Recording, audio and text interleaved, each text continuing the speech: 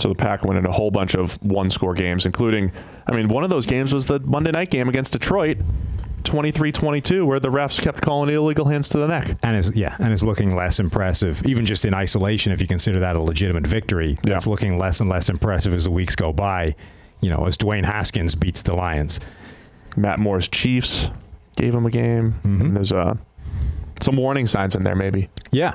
A lot like Oakland, right? We've kind of hammered the Raiders in terms of this is a team that isn't necessarily as good as their record would indicate. I think there are a lot of those same warning signs for the Green Bay Packers. I think the perception might just be a little different because one has Aaron Rodgers at quarterback, the other one has Derek Carr. How's our financial plan coming? Super! Chris, any advice? With Western and Southern, preparing for your financial future can be easier than you think. Favorite receiver? Huh? To get started, visit westernsouthern.com. Sunday Night Football. 49ers 37, Packers 8. Yeah. That Niners D, man. So, again, we keep talking about defense. Can't bank on it and all that stuff. Good defenses at home are tough to play. And the Niners were legit. Rodgers was poor. This was another game where, Rodgers has that early fumble, which didn't have to happen. Just a lot of pocket, ball security issues popping up here. First of all, let's get out of the way. PFF has been quite high on Aaron Rodgers this season, not yesterday. Yeah. Rodgers did not play well yesterday at all. He will not end up with a good grade yesterday. In fact, he will end up with quite a bad grade yesterday. Correct. So the fact that we have been high on Rodgers before now this season should not be taken as a suggestion that we were high on him yesterday, because he was bad. Yeah, and to be fair, their ass kicked. Even watching, he's had a bunch of good games. He's had 2 really high-end games, the Detroit and Oakland games. Oakland, it showed up in the stats. That was ridiculous. Detroit, that didn't show up in the stats because dudes kept dropping balls. Yeah. But he's still been a little up and down. He's had some. Sure. He's had a bunch of negatively graded games or below average games for us. Right. Now, as with everything, you can't just isolate Rodgers, because there were other things that were bad on the Green Bay offense, which is why they didn't score very many points. Right. Nick Bosa continued to absolutely wreck everybody that he goes up against. What was interesting in this game is, so Green Bay lose Brian Bulaga earlier in the game, right? The 49ers immediately counter by shifting Nick Bosa to the other side of the line, right? So we talked about how Bosa versus Bakhtiari was one of the best individual one-on-one matchups of the week. That's what I said on NFL Network. Yeah. Suddenly your right tackle goes down, and now you've got a massive weakness at that spot. So what do the 49ers do? They go, let's take our best pass rusher and move him to the weak link. Now you've got carnage. So Bosa does respond, absolutely wrecks the right side of Green Bay's line. Now you've got consistent pressure coming through there. Eric Armstead had another good game. DeForest Buckner had another good game. Now you got 3 guys getting pretty much consistent pressure all game long. So that's going to cause problems. And on the back end has held up really well. Jimmy Ward made a couple of crazy plays, a diving pass breakup against what looked like a good Aaron Rodgers pass. Ward is just able to get back in time to make that play. He had a pretty spectacular game, which he made multiple plays to change the course of this game. Ward? Yeah. Oh, man, he was flying around. He was fun. He was really fun. Fred Warner had a big game, and this was, yeah. And then you've got, again, it's this sort of game of inches. You've got that pass to the back of the end zone that Marquez Valdes-Scantling isn't able to bring in. That is inches from a beautiful touchdown. It was close. But ultimately, not. So yeah.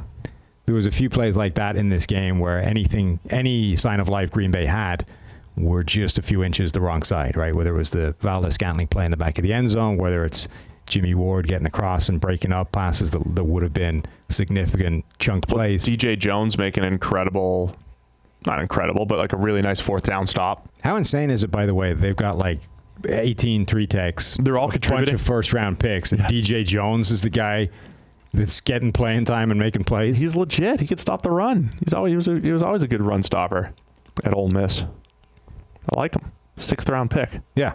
Yeah. He's been pretty good in recent weeks, making some plays. The Niners are like a higher-end Colts defense where they have stars like Bosa, like you're talking about, but then it's Fred Warner's playing well now, and Jimmy Ward, all these guys. Jimmy Ward's having a career year right now. Fred Warner has been a find over the last 2 years. as far as what he can do from a coverage standpoint. Just got to cut down on all those missed tackles. And then on the flip side, pretty much nobody on Green Bay's defense stood up. No. Zadarius Smith did well, again, going up against, a backup tackle, so that'll help.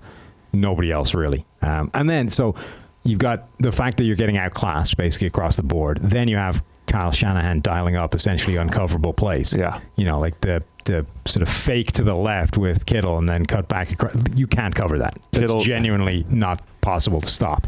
Man, what an offense. When Kittle's out there, 6 catches, caught all 6 of his targets for 129 in that score, the 61-yarder. You got Deebo Samuel catching 2 for 50. They do a really nice job of getting the most out of all those guys. Yeah. I mean, this was peak 49ers in terms of what they can achieve, right? The defense was absolutely cooking. Defense, play action. Garoppolo didn't make too many mistakes. The offense made some plays, and then you had Kyle Shanahan adding the value on top of that with plays that are effectively uncoverable. Yep. That was a good game. And if you're going to have an uncoverable play, getting it to George Kittle at the end of it is good as well, If I'm going to have a free play to somebody in the middle of the field, let's give it to the guy who can then go the distance, making people miss. So, spectacular game for the 49ers. It was supposed to be this big litmus test game for the NFC, right? Packers now tied with the Vikings at the top of that division. Man, the Packers in 2 out of the last 3 weeks, 3 games for the Packers, they scored 11 in an absolute dud against the Chargers. And then they just scored 8 against the 49ers.